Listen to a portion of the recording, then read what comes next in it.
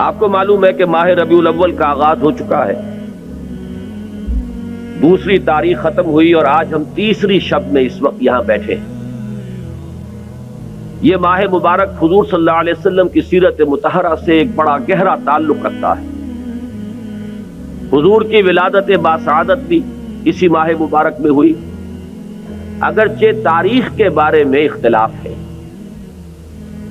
حضور کا انتقال بھی اس ماہ مبارک میں ہوا، اور وہ متفق علیہ تاریخ ہے 12 ربیع الاول اصل میں حضور کا یوم وفات ہے، اور اکثر محققین کی رائے یہ ہے کہ آپ کا یوم ولادت جو ہے وہ 9 ربیع الاول ہے۔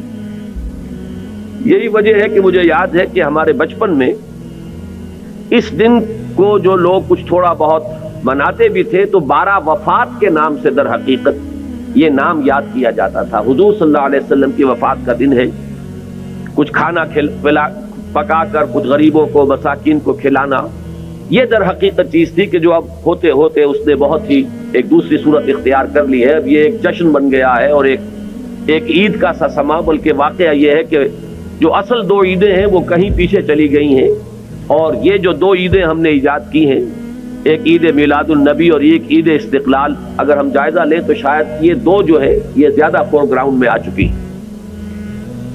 لیکن یہ کہ جہاں تک آپ کی ولادت اور آپ کے وفات کا اس ماہ مبارک میں ہونا ہے وہ ثابت ہے۔ مزید برآں حضور کا ورود مدینہ منورہ میں بھی ماہ ربیع الاول میں ہوا ہے۔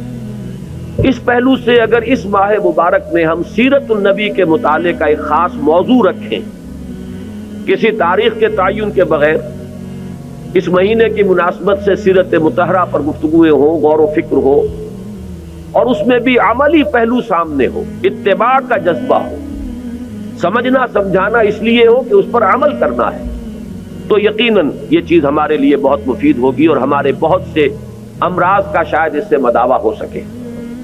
یاخذون بسنتہ ویقتدون بامرہ ثم انہا تخلف من بعدہم خلوف۔ پھر ہمیشہ یہ ہوتا ہے، ہر نبی کا جاننے والوں میں، پہچاننے والوں میں، ماننے والوں میں ہوا ہے، امت محمد بھی مستثنیٰ نہیں ہے۔ یقولون ما لا یفعلون ویفعلون ما لا یؤمرون۔ یہاں نوٹ کیجئے کہ وہ کہتے وہ تھے جو کرتے نہیں تھے، اور کرتے وہ تھے جس کا حکم نہیں۔ عید میلاد النبی کیا حضور کا حکم ہے؟ کیا اس کا کوئی ثبوت صحابہ سے ہے؟ کیا ہم صحابہ کے مقابلے میں حضور سے زیادہ محبت کرتے ہیں؟ لیکن تھا کہ معاملہ ما لا یؤمرون، جس چیز کا حکم ہوا نہیں اس پر عمل ہو رہا۔ یہ ہے در حقیقت رسم پرستی، اور رسم کے اندر پھر اضافہ ہوتے چلا جاتا، اس پر ردے پر چڑھتے چلے جانا جو ہے، یہ دوسرا سبب ہے۔ اور اس کا ایک نتیجہ جو نکلتا ہے وہ اسی پر بات ختم کروں گا، اگرچہ ایک اور حدیث جو ہے اس موضوع پر بہت اہم ہے۔ نتیجہ کیا نکلتا ہے؟ جہاں بدعت آئے گی سنت رخصت ہو جائے گی۔